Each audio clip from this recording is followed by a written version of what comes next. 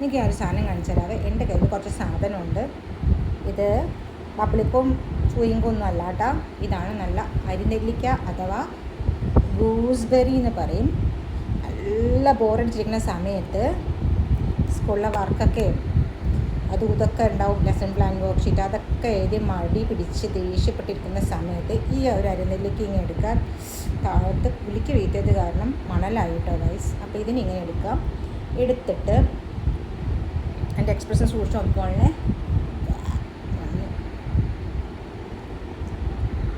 അങ്ങനെ എടുക്കാം.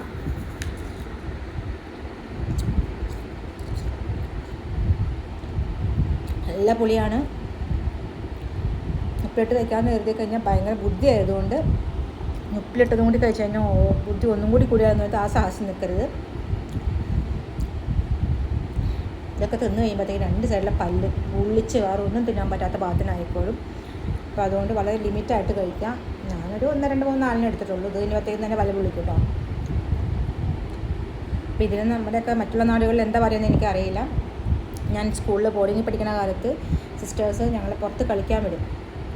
അന്നേരം ഇതൊക്കെ നമുക്ക് സിസ്റ്റേഴ്സിൻ്റെ സമയത്ത് നമുക്കത് പറിക്കാമെന്നൊക്കെ പറഞ്ഞ് ദേഷ്യപ്പെടുന്ന കാര്യമാണല്ലോ അവർ. അപ്പോൾ മരത്തെ കയറി വലിഞ്ഞ് കയറി ഇത് പറിക്കും. ഇത് പറിച്ച് കയറി താഴത്ത് എൻ്റെ കൂട്ടുകാർക്ക് ഞാൻ ഇട്ട് കൊടുക്കാറുണ്ടായിരുന്നു. ആ